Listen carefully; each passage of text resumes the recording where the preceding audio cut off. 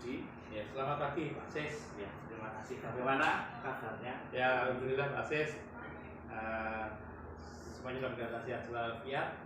Seperti Pak Sis perhatikan di lingkungan satuan pendidikan kita. Hari ini hari Selasa cukup kondusif. Anak-anak juga belajar dengan baik hari ini dan mengawali kegiatan belajar hari ini dengan berdoa. Ya, Terima kasih. semoga Pak Sis ini calon guru penggerak yang saat ini sedang berproses mengikuti pelatihan juga dalam keadaan sehat walafiat. Terima kasih. Amin. Oke, Pak Budi, pagi ini berkaitan dengan tugas calon guru penggerak modul 3.1 dilema etika itu yang harus mewawancarai 2-3 Bapak Ibu kepala sekolah. Maka hari ini saya apunten ngerepoti waktu panjenengan. Tidak, ya apa-apa. Ya. Apapun yang kami lakukan memang yang terbaik buat Bapak Ibu semua. Ya. Kami siap untuk membantu Bapak Ibu sukses jadi guru penggerak karena itu penting sekali di pembelajaran di sekolah kita. Untuk itu saya mohon Bapak Budi memperkenalkan diri. Ya, baik, selamat pagi Bapak Ibu semuanya. Ini perkenalkan, nama saya Budi Prasetyo Santoso, SPD MMPD. Saya sebagai kepala di Satuan Pendidikan SMP Negeri 2 Kota Blitar yang menaungi kurang lebih sekitar 60 tenaga pendidik dan kependidikan di SMP Negeri 2 Blitar, termasuk di dalamnya adalah Pak Siswo Hartoyo, ini adalah guru yang luar biasa yang sedang saat ini berproses menjadi guru penggerak. Apapun kami lakukan, ini suksesnya perjalanan Pak Siswo ini mengikuti pendidikan dan pelatihan sebagai guru penggerak. Karena kami sangat berharap ke depan SMP Negeri 2 Blitar akan semakin maju dengan banyaknya pemimpin-pemimpin pembelajaran yang ada di SMP Negeri 2 Blitar juga di sekolah-sekolah. Itu harapan kami dan sukses untuk semuanya. Ya, terima kasih Bapak Budi yang sudah memperkenalkan diri.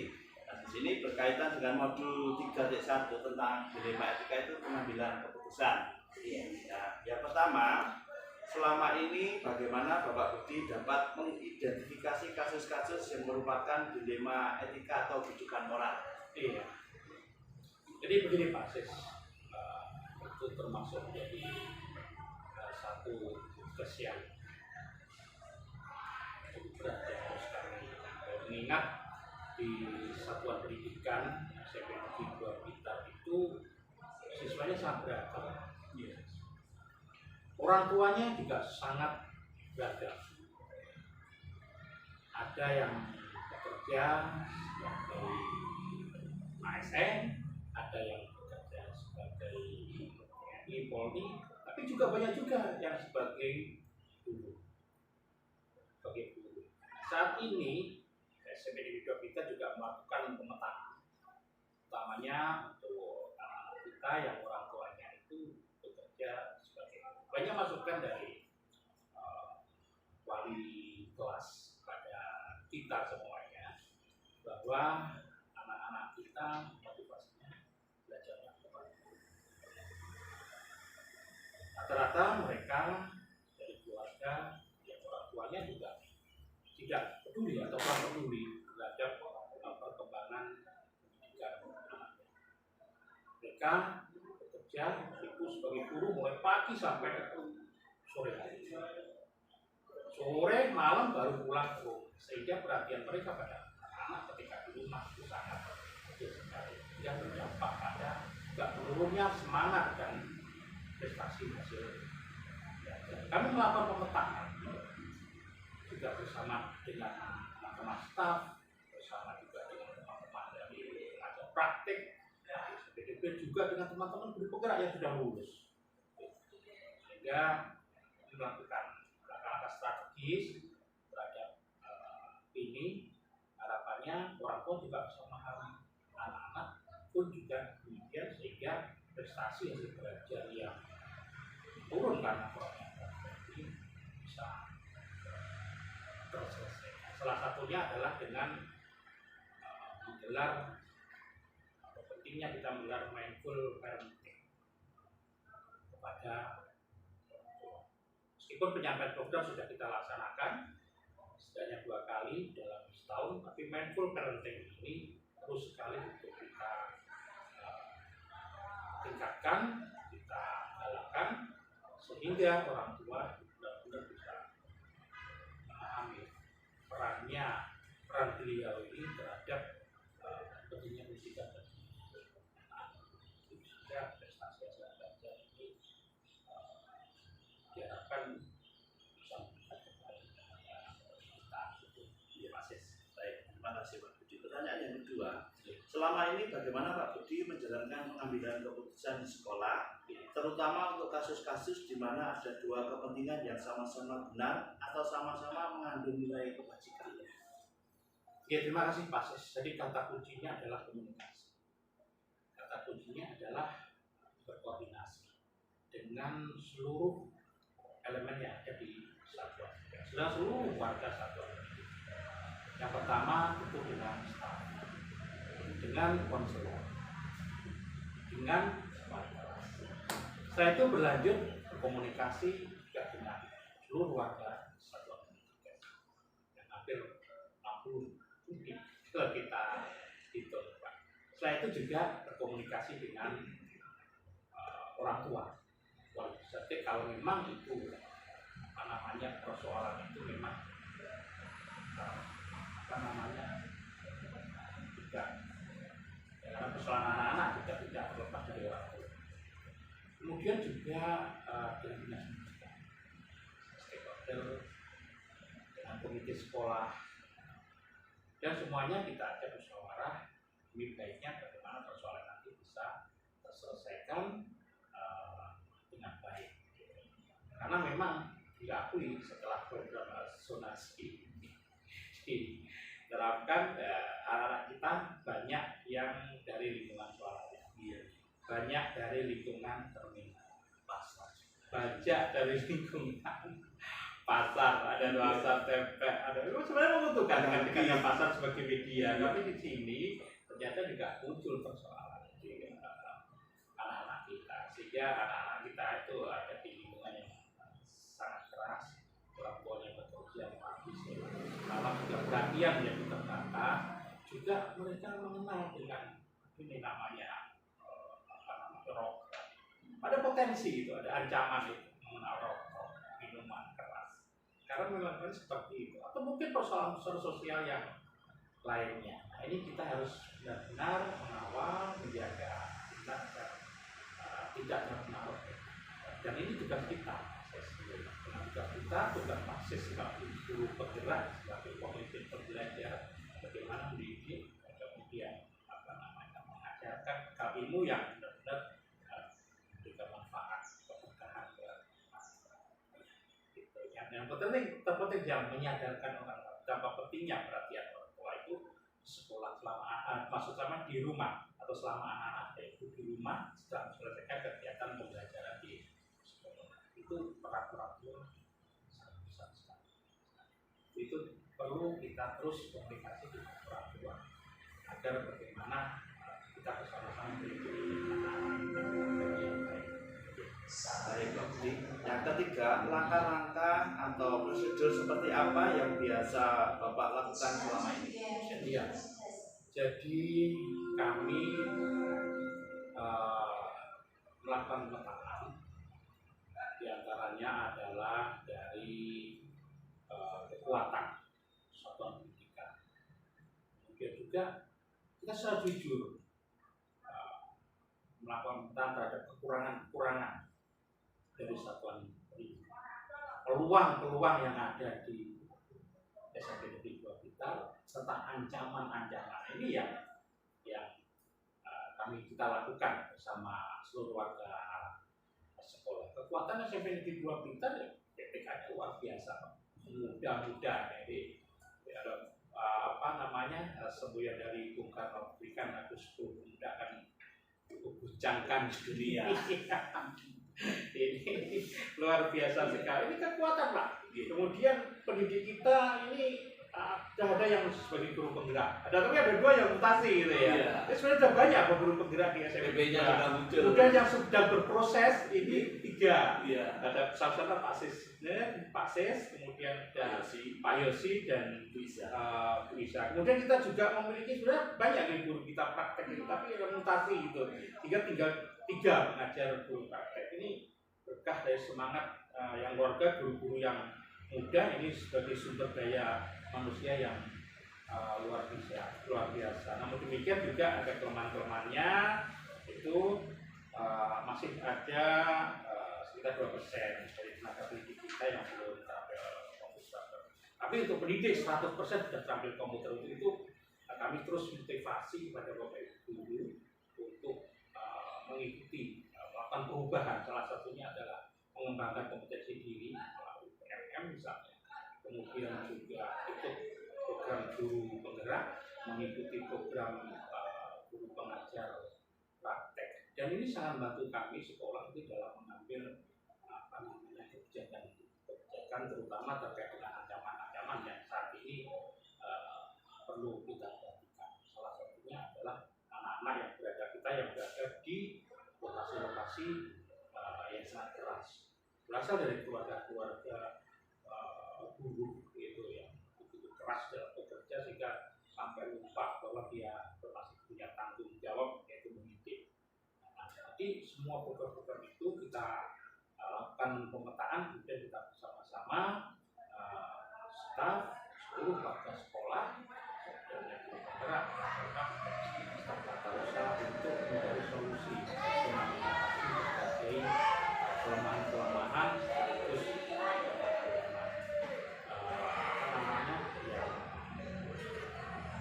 dari sehingga berbagai ancaman dan kelemahan ini sedikit dapat kita kurangi tanpa menimbulkan persoalan. Jadi kata kuncinya kita musyawarah bersama mengambil keputusan ini secara bersama. Ini pada saya tempat bukti. Hal-hal apa saja yang selama ini Bapak anggap efektif dalam pengambilan keputusan pada kasus-kasus di 5 etika ini? Iya. Sebagaimana saya sampaikan tadi adalah komunikasi. Jadi kita berkomunikasi dengan Bapak Ibu guru, kita berkomunikasi dengan staf tata usaha, kita berkomunikasi dengan orang tua, berkomunikasi dengan komite dan tentunya dari pengawas serta pendidikan. Jadi harapan kami dalam mengambil kebijakan, mengambil keputusan terhadap segala persoalan ini tidak atau mengurangi persoalan. Ini persoalan yang mungkin bisa berdampak, gitu Pak. Sehingga pengambilan keputusan ini benar-benar jadi kesepakatan bersama bisa diterima oleh bersama, gitu. Sehingga persoalan ini bisa terselesaikan dengan baik. Seperti peran serta Pak Sis kemarin dalam mengambil kebijakan dan keputusan itu dengan memberikan pemikiran-pemikiran ini, ya, alhamdulillah seluruh persoalan dapat terselesaikan dengan baik. Nah, di sini pemimpin pembelajaran itu seperti kami sekarang berproses menjadi seorang pemimpin di pembelajaran yang luar biasa. Dan kami siap mendukung, Pak. Siap, terima kasih. Kegiatan dengan seperti itu. Yang kelima Pak, hal-hal apa saja yang selama ini merupakan tantangan dalam pengambilan keputusan pada kasus-kasus di lima etika? Persoalannya adalah jumlah siswa kita yang banyak. Siswa kita yang banyak. Yang kedua juga pemahaman dari orang tua yang masih terbatas. Untuk itulah maka program kita adalah meningkatkan sekolah yang ramah, sekolah yang nyaman bagi anak itu untuk belajar. Ini tugas kita yang sangat berat, gitu. Dan jadi tantangan bagi teman-teman atau seluruh warga SMP Negeri 2, baik itu dari guru, TU maupun komite dan orang tua. Ini akses, tapi alhamdulillah semua kebijakan ketika persoalan itu menimbulkan suatu dilema itu alhamdulillah kemarin bisa kita selesaikan berkat komunikasi yang luar biasa dari teman-teman guru, dari wali kelas, dari konselor, dari komite, seluruh warga itu aksesnya. Terima kasih Pak.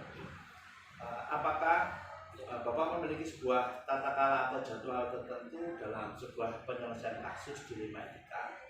Dan apakah Bapak langsung menyelesaikan di tempat atau memiliki sebuah jadwal untuk menyelesaikannya? Bentuk atau prosedur seperti apa yang Bapak? Iya, jadi gini Pak, sama seperti yang pernah kasus kita bahwa segala persoalan itu harus kita selesaikan sehingga tidak berlarut-larut. Kalau memang itu menyangkut masalah persoalan siswa, dengan selesainya secepat mungkin persoalan itu siswa bisa. Pun juga demikian dengan orang tua. Gitu. Kalau persoalan itu nanti berlarut-larut, tentunya ya orang tua harus banyak meluangkan waktu ke sekolah, sehingga tentunya akan mengganggu aktivitas. Jadi prinsip kami segala persoalan itu harus bisa diselesaikan dengan baik, cepat, dan tidak ada yang dirugikan. Dan semua itu adalah untuk kebaikan bersama. Secara jadwal kami rutin melakukan komunikasi dengan staf, akses, dengan bapak guru, melalui rapat-rapat koordinasi, melalui rapat-rapat dinas terkait dengan perkembangan terkini dari sekitar itu selalu update kami sampaikan juga melalui media sosial, WhatsApp, Instagram, Facebook dan sebagainya, sehingga perkembangan itu selalu update cepat diserap atau ditangkap oleh halayak, baik hukum atau masyarakat. Itu basis yang ingin. Ini pertanyaan yang kedua juga ya Pak Budi. Adakah seseorang atau faktor-faktor apa yang selama ini mempermudah atau membantu Pak Budi dalam pengambilan keputusan dalam kasus-kasus dilema etika ini? Iya. Masuk aturan dan ketentuan itu selalu. Satu adalah staf, kepala sekolah, bidang kurikulum, sarana, hubungan masyarakat, kemudian juga urusan sudah membantu, juga teman-teman wali kelas, teman-teman guru penggerak, dan juga bapak dari guru, staf guru semuanya membantu. Kami bagaimana segala ketentuan ini bisa berjalan dengan baik. Salah satunya adalah penegakan aturan, tata tertib. Ini harus benar-benar kita jaga. Seperti HP Pak. Iya. Ini marwahnya SMP Negeri 2 Blitar. Bagaimana mungkin kita menjalankan kegiatan di sekolah ini tanpa kita berkomitmen bersama. Komitmen bersama gitu ya. Ini sehingga segala proses pembelajaran di SMP ini bisa berjalan baik. Dan yang penting tersini adalah Bapak Ibu punya semangat yang baik. Jadi kepala sekolahnya dari Bapak Ibu gurunya juga. Jadi tidak hanya guru penggerak saja, tidak hanya pengajar praktek saja yang dibekali oleh ilmu yang begitu luar biasa ini, tapi juga seluruh masyarakat memiliki komitmen perubahan menjaga marwah sehingga berbagai persoalan yang terjadi ini dapat diselesaikan. Saya bangga ya Pak Budi itu sebagai kepala sekolah inspiratif Kota Blitar Itu juara 1 luar biasa. Itu berkat dari semua teman-teman Pak saya ya. Teman-teman guru penggerak yang terus memberikan motivasi ke kami, teman-teman dari pekerja pakai Bapak Ibu wali kelas dan keluarga sekolah. Sebenarnya saya hanya mengambilkan pialanya saja. Sebenarnya itu prestasi dari prestasinya Pak C sebagai calon guru penggerak, prestasinya Bapak Ibu semuanya kemarin yang begitu luar biasa mengembangkan kompetensi dirinya untuk berubah menjadi pemimpin baik itu mulai program guru penggerak, mengajar praktek maupun mengembangkan kompetensinya secara mandiri melalui BMM, kemudian juga optimalisasi dari komunitas belajar ini juga dampaknya luar biasa. Ini pertanyaan terakhir, yang ke-8 yang terakhir. Dari semua hal yang telah disampaikan tadi, pembelajaran apa yang dapat Bapak petik dari pengalaman Bapak mengambil keputusan di Lima Etika ini? Ya, saya bangga sekali dengan Bapak dari guru warga SMP Negeri 2 Blitar itu yang memiliki komitmen yang luar biasa, memiliki semangat yang luar biasa untuk terus mengembangkan kompetensi yang dia miliki, termasuk Pak Sis ini yang itu semangatnya luar biasa. Ini dalam guru penggerak yang luar biasa. Terima kasih sebabnya Pak Budi yang diberikan. Jadi saran pertimbangan dan masukan dari teman-teman semua itu adalah kata kunci kita menjalankan proses pembelajaran ini di sekolah, di anak-anak, jadi bisa jadi anak-anak yang menjadi bagian dari profil pelajaran Pancasila, tampil, ya, takwa kepada Tuhan Yang Maha Esa, dan yang terpenting anak berakhlak mulia juga di sini, patuh pada orang tuanya, patuh pada ibu. Jadi terkait dengan program Lima Etika ini kami selalu terbuka atas saran pertimbangan dari Bapak Ibu. Kenapa? Karena persoalan satuan pendidikan bukan persoalan sekolah, tapi persoalan Bapak Ibu semuanya dari saya dan persoalan nanti akan kita selesaikan dengan baik dan tidak ada yang semuanya dia akan kembali pada prestasi. Baik, terima kasih Pak Budi yang sudah meluangkan waktu banyak supaya nanti saya bisa belajar dari kepemimpinan Pak sudah Jendral. bagus ini. Ini untuk belajar mengambil Semangatnya luar keputusan biasa. di Lima Etika ini. Terima kasih Pak Terima kasih Budi. banyak, Pak Selamat Sis. pagi.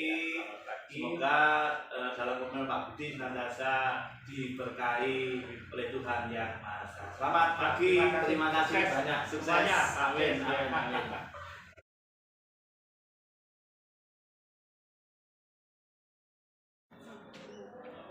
Selamat pagi Ibu Dina Lestari. Iya, pagi Pak Siswa.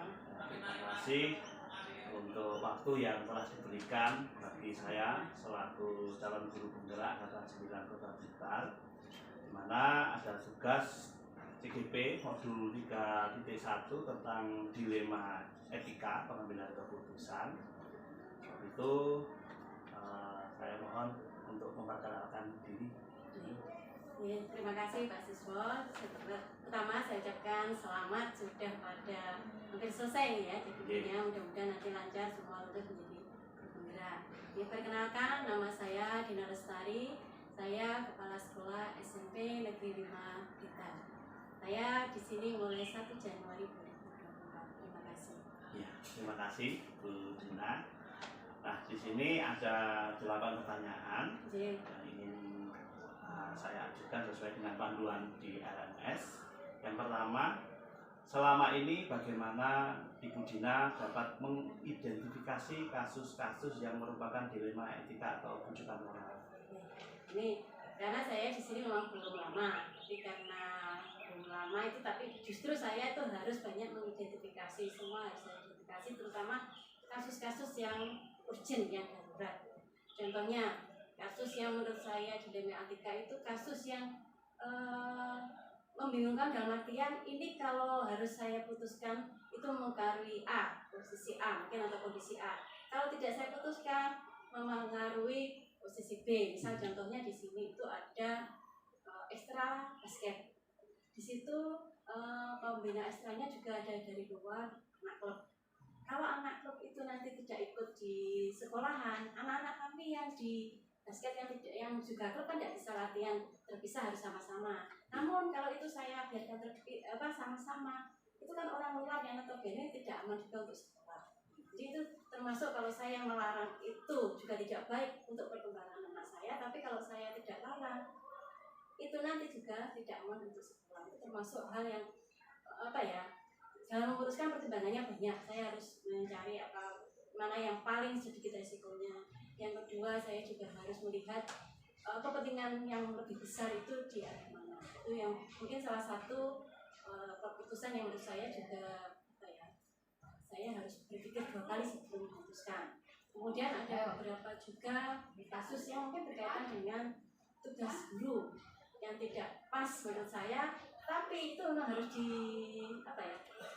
guru itu bukan mengaku mapel itu, tapi kaitannya dengan kekurangan guru itu kan harus tetap diajar. Padahal bukan mapel yang saya yakin mungkin secara kompetensi tidak memenuhi. Tetapi kalau nanti saya mengambil guru dari luar, minta guru dari luar, bagaimana GTT?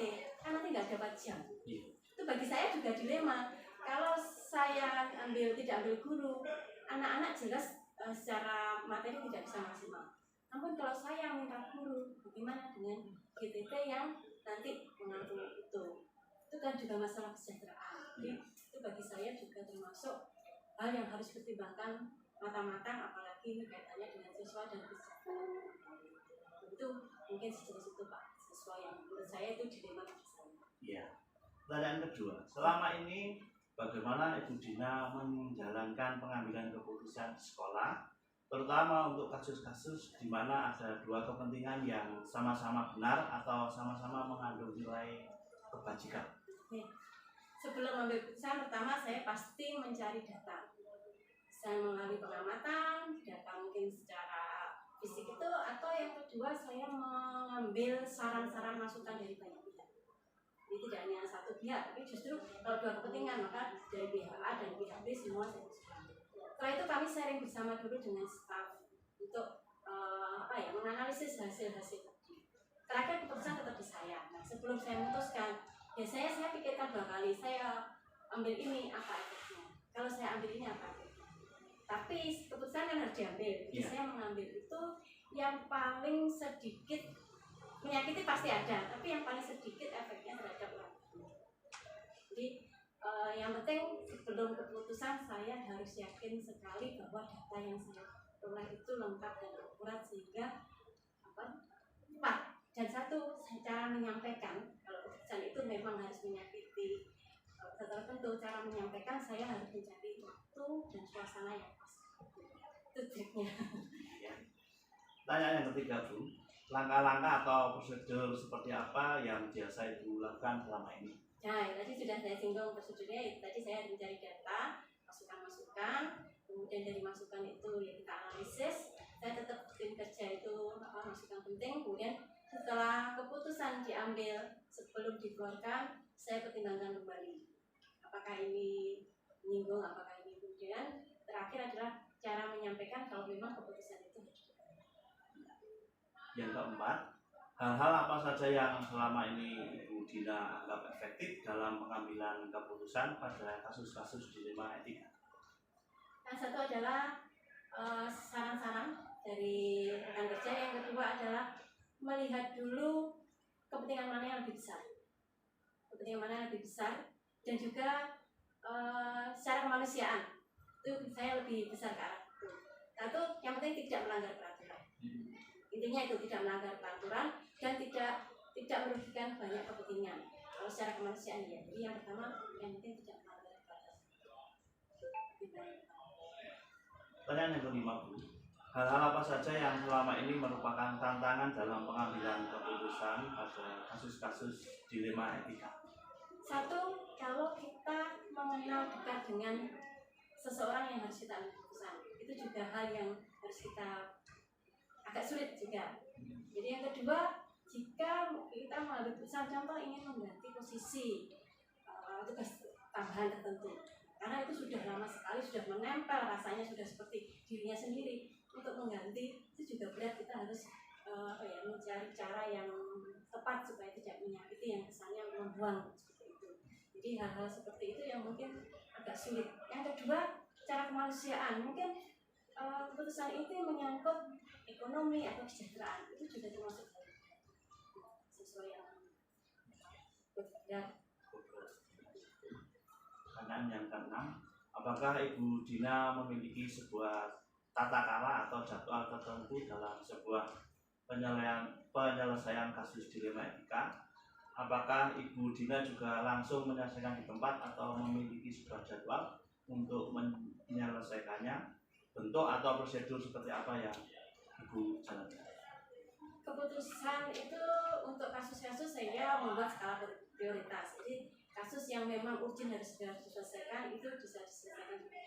Tetapi kalau memang bisa, saya tidak membuat keputusan saat saya masih mengambil masukan-masukan, karena saya kadang perlu jeda untuk mikir kembali sebelum keputusan itu saya sampaikan supaya tidak ada penyesalan atau apa. Jadi setelah itu ngumpul, kemudian saya bisa jeda dulu.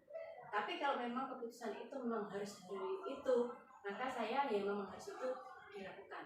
Jadi seperti itu. Jadi saya skala prioritas dulu, kemudian mengumpulkan data. Kalau memang bisa dijeda, saya jeda sebentar. Tidak harus 1 hari, tapi saya harus jeda supaya mungkin saat menyelesaikan itu kan ada emosi yang terlibat. Itu berhenti dulu.